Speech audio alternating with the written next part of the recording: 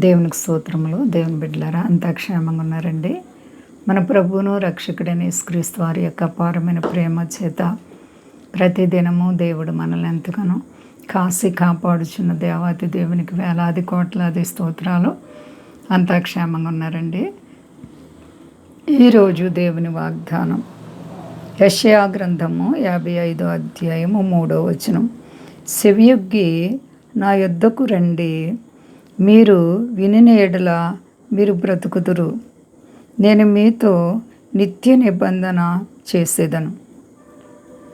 దేవునికి స్తోత్రం. హల్లెలూయా. దేవుడైనటువంటి యెహోవా తన ప్రజలైనటువంటి ఇశ్రాయేలులతో మాట్లాడుతున్నారు.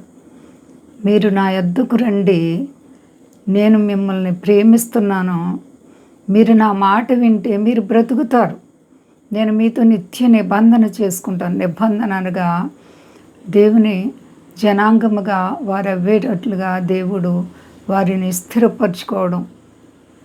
నిబంధన, ఆయన మాట తప్పనివాడు, సర్వశక్తి కలిగిన దేవుడు. దేవుని వారిగా నిబంధన చేసుకున్నారు. నిన్ను నన్ను మనల్ని కూడా ఆయన తన వారిగా నిబంధన చేసుకోవాలంటే ఆయన యొద్దకు మొదట మనం వెళ్ళాలి. దేవుని యొద్దకు రండి, అప్పుడు ఆయన మీ యొద్దకు వచ్చును అని దేవుడు మాట్లాడుతున్నారు. దేవుని యొద్దకు మొదట మనం వెళ్ళాలి. చాలాసార్లు దేవుడే మన దగ్గరికి రావాలని కోరుకుంటాం. అది మంచిది కాదు. దేవుని యొద్దకు మనం వెళ్ళినప్పుడు దేవుడు మన యొద్దకు వస్తారు.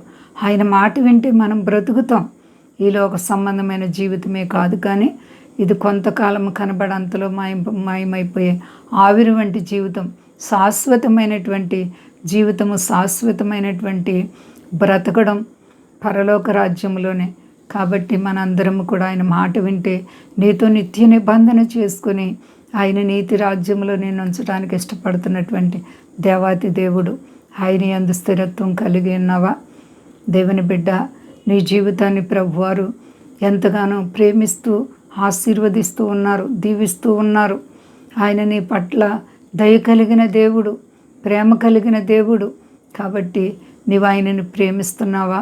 మోయాబు దేశాన్ని నుంచి బెత్లెహేమునకు వచ్చినటువంటి రూతు జీవితంలో దేవుడు ఎంత అద్భుతమైనటువంటి మేలు చేశారు. గొప్ప దేవుడు, మూడు బారిపోయిన జీవితాన్ని సిగిరింపచేసిన దేవుడు. కాబట్టి నీవు నేను మనందరము కూడా దేవునికి లోబడితే దేవుడు మనల్ని దినదినము కూడా హెచ్చిస్తూ అభివృద్ధి పొందించే దేవుడు. శాశ్వతమైన ప్రేమతో నిన్ను ప్రేమిస్తున్న దేవుణ్ణి నువ్వు ప్రేమిస్తున్నావా? చెడుతనాన్ని విడిచిపెట్టావా? లోక సంబంధమైనటువంటి వ్యసనాల నుండి బయటకు వచ్చావా? దేవుని బిడ్డ, నామకార్థ జీవితం మనకి క్షేమం కాదు. మన క్షేమకరమైనటువంటి జీవితం పరిపూర్ణమైన భక్తి, విశ్వాసం ఉండాలి. దేవుని యందు భయము, భక్తి మనం కలిగి ఉండాలి.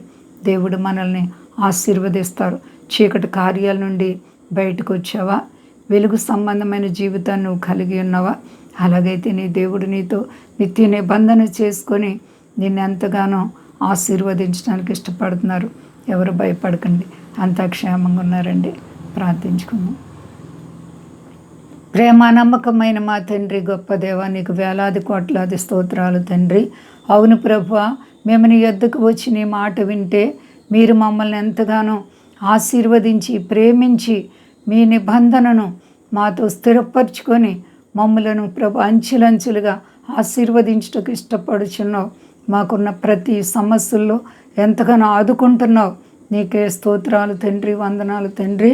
అలాగే ముఖ్యంగా మీ దాసులను కాపాడండి. మా దేశాన్ని, దేశ నాయకుల్ని ఆశీర్వదించండి. సర్వ ప్రజల్ని చల్లగా కాపాడండి. రోగులైతే స్వస్థపరచండి, అక్కర్లుంటే తీర్చండి. రుణాలు, సమస్యలు, ఆయా ఇబ్బందుల చేత సతమతమవుతున్న ప్రతి బిడ్డలకు యేసు నామములో విడుదల కలుగును గాక. మా ప్రార్థనలన్నీ మీ చెవులలో జొచ్చి మా ప్రార్థనలకు ప్రతిఫలం ఇస్తున్నావు. నీకు స్తోత్రాలు. మీ సహాయం మీ బిడ్డలుగా మాకు దయచేయండి. యవనస్తులను కాపాడండి. విదేశ స్వదేశాల బిడ్డలందరినీ కాపాడండి. మీ నామం గొప్ప చేసుకొని శాంతియుక్తమైనటువంటి ప్రపంచముగా ప్రతి దేశాన్ని కాపాడి మహిమ పొంది శక్తి గలేసైనామని అడుగుచున్నాను తండ్రి. ఆమె. అందరికీ వందనాలండి. మా కొరకు పరిచర్య కొరకు అందరూ ప్రార్థించండి. ప్రభువారు మిమ్మలను మీ బిడ్డలను మీ కుటుంబాలను దీవించి ఆశీర్వదించును గాక ఆమెన్.